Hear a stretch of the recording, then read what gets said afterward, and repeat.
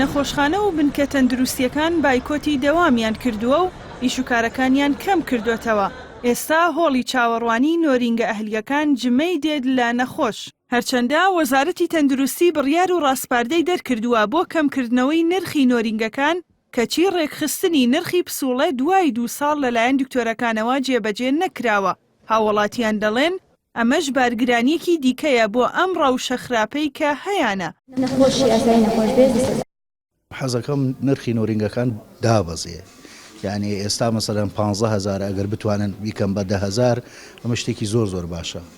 بۆ فەحسەکانی تریش ئەگەر بتوانن دایبەزێنن بە تایبەتی مختبەری تەحلیلیەکان ئەوانیش ئەگەر بتوانن نرخ دابەزێنن بەڕاستی ئیشێکی زۆر پیرۆز و ئیشێکی زۆر باشە. لە مانگی 4 2015ەوە سەندیکای پزیشکانی کوردستان 3 جۆر نرخی دیاری کرد بۆ نۆرینگە ئەهلیەکان کە بریتیە لە 10,000 و 15,000 و 20,000 دینار کە بەپێی بڕوانامەی پزیشکەکان ئەم نرخانە ڕیزبەندی کراون. نەقیبی سەندیکای پزیشکانی سلێمانی دەڵێ دکتۆرەکان لەگەڵ کەمکردنەوەی نرخی پسوڵەی نۆرینگەکاندان بەڵام بەمەرجێک لە پارێزگایەک بۆ پارێزگایەکی تر جیاوازی نەکرێ. ئەوەی کە ئێستا هەیە نرخەکان پێش ئەم ئەزمەداراییە لە سلێمانی کەمتر بوو لە ئەوەی کە لە هەولێر هەیە و لە دۆکیش هەیە.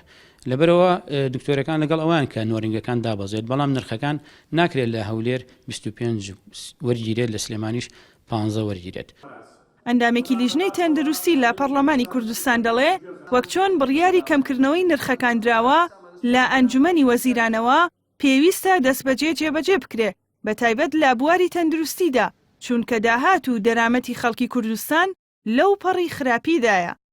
لە تەنیشت ئەم موچەکەمەوە نرخ کەم نەکراوەتەوە واتە بڕیارەکانی ئەنجومەنی وەزیران هێشتا نەچۆتە بواری جێبەجێکردنەوە بە تایبەتێگە لە بواری پزیشکیا سەیریکەین و ئەمانە ئەمە پێویستەکە لە ڕاستیە بە خێرایی ئەو لیژنانەی کە ڕاست پێدراون بە تایبەتی پارێزگارەکان بێنە سەرخەت ئەرشی بە بڕوای من ئەنجومەنی پارێزگاکانیشە کە ئێستاکە ئەوان پەرلەمانی شارن ئەم چاودێری زیاتری ئەم حاڵتە بکەن.